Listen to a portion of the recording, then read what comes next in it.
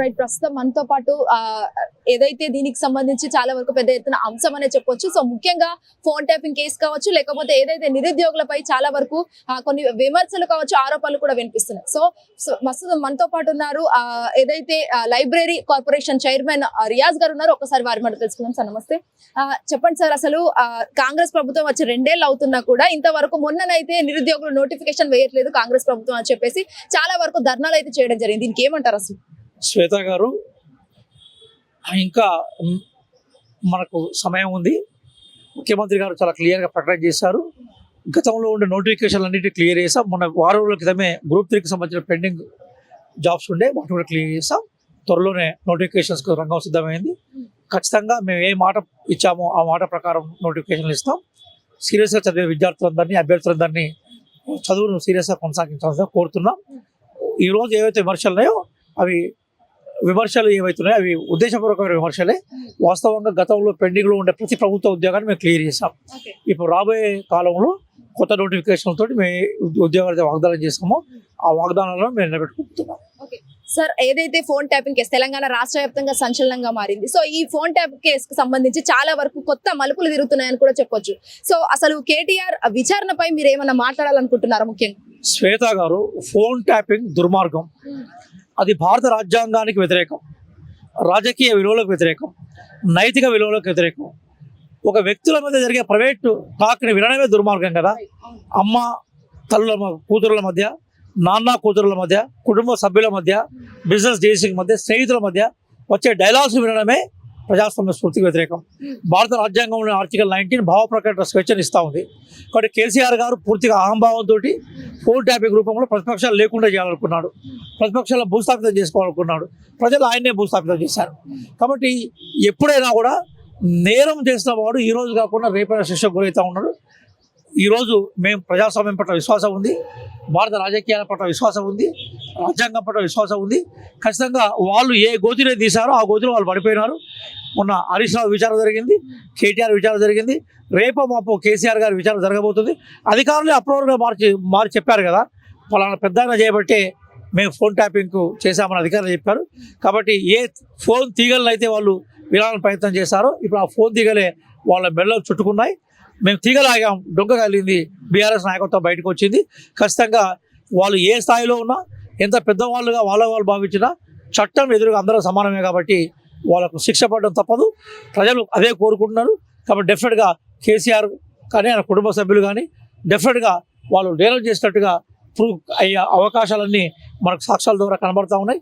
డెఫినెట్గా శిక్షకు వాళ్ళు అర్హులైన విషయాన్ని మీ ద్వారా ప్రజానికానికి తెలియజేసే ప్రయత్నం చేస్తారు. ఇక్కడే అసలు బీజేపీ పార్టీ వాళ్ళు, కొంత మహిళలు కావచ్చు, లేకపోతే ఎవరున్నా సరే బీజేపీ పార్టీ నాయకులు కాంగ్రెస్ పార్టీ అంటేనే ముస్లిం పార్టీ, ముస్లిం పార్టీ అంటేనే కాంగ్రెస్ పార్టీ అని అంటున్నారు. వాళ్ళు చరిత్రకి నిర్వచనం తెలియదు. వాళ్ళకి చరిత్ర ఏం చేయాలో కూడా చరిత్ర గురించి వాళ్ళకి అవగాహన లేదు. ఒకప్పుడు కాంగ్రెస్ పార్టీ ప్రెసిడెంట్గా పనిచేసింది మహాత్మా గాంధీ గారు. ఒకప్పుడు కాంగ్రెస్ పార్టీగా ప్రెసిడెంట్గా పనిచేసింది సుభాష్ చంద్రబోస్ గారు. ఆ రోజు బ్రిటిష్ పరిపాలనకు వ్యతిరేకంగా వీరోచితమైన పోరాటానికి నాయకత్వం వహించిన పార్టీ కాంగ్రెస్ పార్టీ. కాబట్టి కాంగ్రెస్ పార్టీ కులాలకి, కాంగ్రెస్ పార్టీ మతాలకి అతీతమైన పార్టీ, ప్రాంతాలకు అతీతమైన పార్టీ.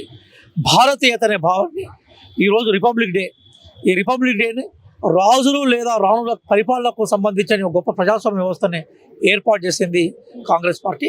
కాబట్టి బీజేపీకి నాలెడ్జ్ లేదు, బీజేపీ వాళ్ళకు చరిత్ర తెలియదు. అట్లాగే వాళ్ళు కాంగ్రెస్ పార్టీ మీద ఆకాశం అంతా ఎత్తున్న కాంగ్రెస్ పార్టీని కింద నుంచి బురద పోయాలని ట్రై చేస్తూ ఉంటారు. ఆకాశం ఎట్లయితే ఎవరికి అందదో బీజేపీ వాళ్ళు కాంగ్రెస్ పార్టీ చరిత్ర అందదు. కాబట్టి రాజకీయాలు చేయడానికి అర్హత ఉండాలి.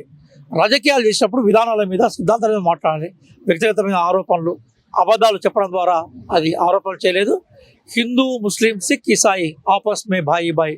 భారతదేశంలో పుట్టిన ప్రతి పౌరుడు, భారత ప్రభుత్వం ఉన్న ప్రతి పౌరుడు కాంగ్రెస్ పార్టీ బిడ్డలే. కాంగ్రెస్ పార్టీ మొత్తం భారత ప్రజాస్వామ్యానికి కండదల్లిది. వాళ్ళకేవరకమ్మా, వాళ్ళు బ్రిటిష్ వాళ్ళ బూట్లు లాకిన వాళ్ళు. అది బ్రిటిష్ జనతా పార్టీ. నేను 100 సాక్ష్యాలు చెప్తాను, మీరు నన్ను పర్సనల్గా ఇంటర్వ్యూ చేస్తే. బ్రిటిష్ టైంలో ఆ రోజు బీజేపీ ఏ రూపంలో ఉందో, బ్రిటిష్ వాళ్ళకి ఎక్కడెక్కడ సహకారం చేసిందో, వాళ్ళ పార్టీ వెనక బలంగా కనిపించే ఆర్ఎస్ఎస్ స్వాతంత్ర ఉద్యమంలో ఎక్కడ పాల్గొందో ఒక 5 పేర్లు చెప్పానండి, ఒక 2 సంఘటనలు చెప్పానండి. వాళ్ళు బ్రిటిష్ వాళ్ళు మెప్పు పొందిన పార్టీ. వాళ్ళ నాయకులందరూ బ్రిటిష్ వాళ్ళ ప్రాబ్లం కోసం పనిచేసిన వాళ్ళు. క్షమాపణ కోరుకున్న వాళ్ళు, మేము స్వతంత్ర ఉద్యమానికి నాయకత్వం ఇచ్చిన వాళ్ళం, వాళ్ళు స్వతంత్ర ఉద్యమంలో బ్రిటిష్ వాళ్ళతో ఉన్నవాళ్ళు, వాళ్ళకే పోలికమ్మ. కాబట్టి వాళ్ళకి సబ్జెక్ట్ లేదు, సిద్ధాంతం లేదు. ఇప్పటికీ వాళ్ళు మా నాయకులే ముంగ పెట్టుకుంటూ ఉంటారు. మాకు ఈరోజు ఇక్కడ ఫోటో ఉంది, ఎవరిది ఉంది? వల్లభాయ్ పటేల్ గారు ఉన్నారు. ఆర్ఎస్ఎస్ బ్యాన్ చేసిన వ్యక్తి ఆయన. భారతదేశంలో ఆర్ఎస్ఎస్ అనే విషపురుగు భారతదేశాన్ని నాశనం చేస్తుందని చెప్పేసి ఆయన నిషేధించాడు. ఆయన ఫోటోలు ముందర పెట్టుకుంటూ ఉంటారు. వాళ్ళకు నాయకులు లేరు, సిద్ధాంతం లేదు, చరిత్ర లేదు. నాయకులు లేరు, సిద్ధాంతం లేదు, చరిత్ర లేని వాళ్ళు అట్లే మాట్లాడతారు.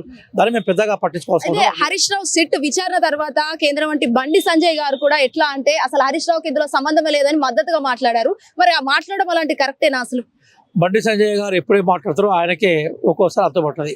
ఇక్కడ విషయం ఏంటంటే ఫోన్ ట్యాపింగ్ జరిగిందనేది వాస్తవం. ఫోన్ ట్యాపింగ్ జరగకుంటే ఎందుకు ఫోన్ రికార్డ్స్ని మూసీ నదిలో ముంచే ప్రయత్నం చేస్తున్నారు, మూసీ నది ఒడ్డులో కాల్చే ప్రయత్నం చేస్తారు? నిజానికి పంజాగుట్ట పోలీస్ స్టేషన్లో కేసు విచారణ సమయంలో జస్ట్ తీగలాగితే డొంకంతా బయటకు వచ్చి ఫోన్ ట్యాపింగ్ వ్యవహారం బయటకు వచ్చింది. మరి ఫోన్ ట్యాపింగ్ జరిగిందని అధికారులు చెప్పారు కదా. దానికి కీలకమైన వ్యక్తిగా ఉన్న ప్రభాకర్ రావు గారు పారిపోయి అమెరికాలో ఉన్నారు, ఆయన పట్టుకొచ్చినాం కదా. కాబట్టి అధికారులు అప్రూవల్గా మాట్లాడారు, నిజమే ఫోన్ ట్యాపింగ్ చేసాం, పలానా పెద్ద మనిషి చెప్తే మేము ఫోన్ ట్యాపింగ్ చేసి చెప్పారు. ఫోన్ ట్యాపింగ్ అనేది జరిగిందని వాస్తవమైనప్పుడు అప్పుడు మరి అధికారులు ఎవరున్నారు? అధికారం అంతా కూడా కేసీఆర్ చుట్టూ, హరీష్ రావు గారి చుట్టూ, కేటీఆర్ గారి చుట్టూ, కవిత చుట్టూ కేంద్రీకృతమైంది. మరి ఫోన్ ట్యాపింగ్ వాళ్ళు బేసికల్గా వాళ్ళే కారకులైనప్పుడు ఈరోజు వాళ్ళు నిజాయితీ పనులని ఎవరు సర్టిఫికేట్ ఇచ్చా తప్పే. ఈరోజు బండి సంజయ్ గారు కూడా బాధ్యత కదా, కేంద్ర మంత్రిగా ఉన్నాడు ఆయన కూడా సిట్ విచారణకు పోయినారు కదా. కాబట్టి ఎవరైనా కూడా ఫోన్ ట్యాపింగ్ అనేది ఒక 3-4 బీఆర్ఎస్ అగ్రనాయకులు వాళ్ళ ప్రయోజనాల కోసం చేసిన బేసిక్ ప్రక్రియ. దాని మీద విచారణ జరగాలి, దోషులు ఎంత పెద్దవాళ్ళైనా శిక్షించబడాలి. అంటే final question sir, next SIT విచారణకు కేసీఆర్ కూడా హాజరవుతారా మీ అంచనా ప్రకారం? ప్రజాస్వామ్యంలో ఆర్టికల్ 14 భారత రాజ్యాంగం ఏం చెప్తుందంటే చట్టం ముందు సమానులే. నేను కేసీఆర్ గారు ఆకాశాన్ని చీల్చుకొని వచ్చినవాడు కాదు, భూమిని చీల్చుకొని వచ్చినవాడు కాదు. ప్రజల అధికారం ఇస్తే అనుభవించిన వాడు. ఆయన పట్ల వ్యక్తిగతంగా మా గౌరవం ఉంటుంది. తెలంగాణ ఉద్యమంలో ఆయన పాల్గొన్న విషయాలను మేము స్పష్టంగా చెప్తాం. కానీ అధికారాన్ని అడ్డం పెట్టుకొని ప్రజాస్వామ్యాన్ని అపహాస్యం చేశాడు, రాజ్యాంగాన్ని ఉల్లంఘించాడు, ప్రైవేట్ వ్యక్తుల సంభాషణలు విన్నాడు, రాజకీయ ప్రతినిధులు లేకుండా చేశాడు. నేనే మొత్తం తెలంగాణకు రిప్రజెంటేటివ్ అన్నాడు ఆయన. కాబట్టి ఆ అరణ్యంలో క్రమంలో రాజకీయ పార్టీలను ప్రత్యర్థులను మొత్తం టోటల్గా బానిసలుగా మార్చే ప్రయత్నంలో బెదిరించే క్రమంలో ఆయన ఫోన్ ట్యాపింగ్ పాల్పడ్డాడు అనేది మాకు మా అభిప్రాయం. కాబట్టి ఖచ్చితంగా విచారణకు రావాల్సిందే, శిక్షకు గురి కావాల్సిందే. Right, thank you so much sir. So చూసారు కదా, ఈ విధంగా ఫోన్ ట్యాపింగ్ కేసు అనేది పలు విమర్శలకు అయితే గురవుతుందని కూడా చెప్పొచ్చు. అండ్ నెక్స్ట్ సిట్ విచారణకైతే ఖచ్చితంగా మాజీ ముఖ్యమంత్రి కేసీఆర్ కూడా హాజరవ్వాలి, తప్పు చేస్తే శిక్ష కూడా అనుభవించాలి ఏ పార్టీ వారైనా సరే అని చెప్పేసి అయితే పలు కాంగ్రెస్ పార్టీ నాయకులు అయితే అనడం అయితే జరిగింది. అనిల్ శ్వేత హిట్ టీవీ గాంధీలో. హిట్ టీవీ యాప్, ఇందులో short news, live news, entertainment shows, movies, digital magazines తో పాటు మీ జిల్లా వార్తలను కూడా ఫ్రీగా చూడొచ్చు. ఇంకెందుకు ఆలస్యం, వెంటనే హిట్ టీవీ యాప్ ని డౌన్లోడ్ చేసుకుని ఫ్రీగా ఎంటర్టైన్మెంట్ పొందండి. Hit TV app. Hit TV app. Please download hit TV app. Hit TV app ని ఫ్రీగా డౌన్లోడ్ చేసుకొని ఎంజాయ్ చేయండి. మీకు నచ్చిన ఎంటర్టైన్మెంట్ కోసం హిట్ టీవీ యాప్ ని ఫ్రీగా డౌన్లోడ్ చేసుకొని ఎంజాయ్ చేయండి. హిట్ టీవీ యాప్ ని డౌన్లోడ్ చేసుకుని ఆస్వాదించండి, ఆశీర్వదించండి. ఇంతమంది సెలబ్రిటీలు హిట్ టీవీ యాప్ ని డౌన్లోడ్ చేసుకోండి అని చెప్తున్నారంటే ఎంత మంచి యాప్ ఆలోచించండి. అమెరికా అమెరికా అమెరికా అమెరికాలో చదవాలనుకునే వాళ్ళకి విశ్వసనీయమైన పేరు మన శౌర్య కన్సల్టెన్సీ. UK లో 1 year masters. UK లో 1 year masters. 2 years work permit up to 5 years visa. Contact Saurya Consultancy. Contact 89851 89851.